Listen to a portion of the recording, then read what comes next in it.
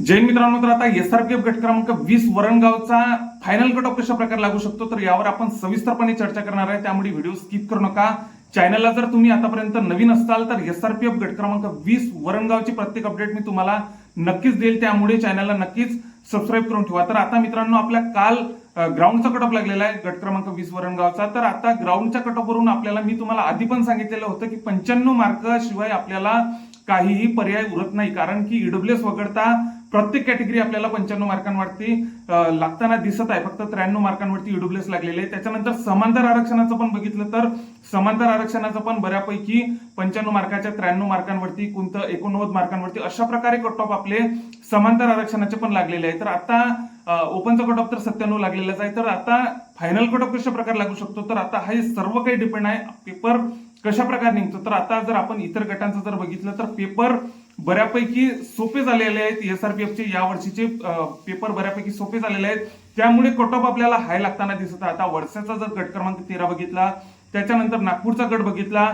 गट क्रमांक 4, तर आता या गटांमध्ये बऱ्यापैकी आपल्याला कट ऑफ हाय लागताना दिसत आहे। तर पेपरमुळेच हा कट ऑफ हाय गेलेला आहे। पेपर सोपा असल्यामुळे कट ऑफ हा नक्कीच हाय जाणार आहे। तर आता आपल्याला एसआरपीएफ गट क्रमांक 20 वरणगावला नेमके किती टोटल करावं लागणार आहे तर आता जर आपण पेपर जर बघितला तर पेपर जर सोपा असला तर आपल्याला 190 प्लस आपल्याला टोटल करावीच लागणार आहे, मग ती कॅटेगरी ईडब्ल्यूएस वगळता इतर कोणतीही कॅटेगरी असो। त्याच्यानंतर जर बघितलं तर पेपर जर मीडियम असला तर 182 83 प्लस तरी आपल्याला टोटल प्रत्येक कॅटेगरीसाठी आपल्याला करावीच लागणार आहे। त्याच्यानंतर जर आता बघितलं तर पेपर जर कठीण असला तर पेपर 170 मार्कांवरती पण लिस्ट आपल्याला येताना दिसू शकते।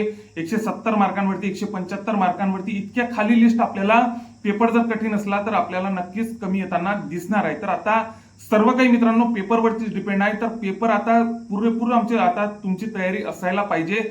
त्याच्यासोबतच आता तुम्हाला एक सांगायचं आहे, एसआरपीएफच्या वेटिंगा नक्कीच उचलल्या जाणार आहे। जर एसआरपीएफचे जर सिलेक्शन झालेले मुलं जर आता बऱ्यापैकी आता तुम्हाला चालक पोलीस बद्दल सांगायचं आहे की चालक पोलीस आमच्या इथलं विषय झालेला आहे की जे ओपन मध्ये सिलेक्शन झालेलं आहे, ते ओपन मध्ये ज्यांचं सिलेक्शन झालेलं होतं ते प्रत्येकाने त्यांचे डॉक्युमेंट्स वापस घेऊन ते जिल्हा पोलीसला ते जॉईन करत आहे। तर अशा प्रकारे चालक पोलीसच्या पण मी तुम्हाला आधीच सांगितलेलं होतं की चालक पोलीसच्या पण वेटिंगा उचलल्या जाणार आहे। त्याच्यानंतर एसआरपीएफच्या पण आपल्या वेटिंगा उचलल्या जाऊ शकतात।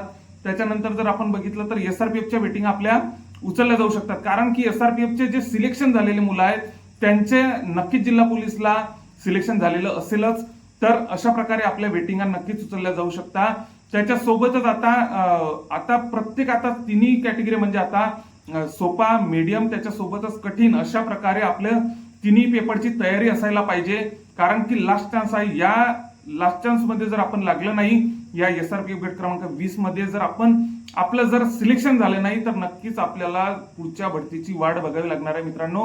त्यामुळे जोमाना अभ्यास चालू ठेवा। त्याच्यासोबतच एसआरपीएफ गट क्रमांक 20 वरणगावच्या ज्या काही अपडेट येत राहतील, त्या जागावाढीच्या असो की इतर कोणतेही अपडेट असो, त्या मी आपल्या चॅनलवर टाकणारच आहे। त्यामुळे जे आतापर्यंत आपल्या चॅनलला नवीन असाल त्यांनी नक्कीच आपल्या चॅनलला सबस्क्राईब करा।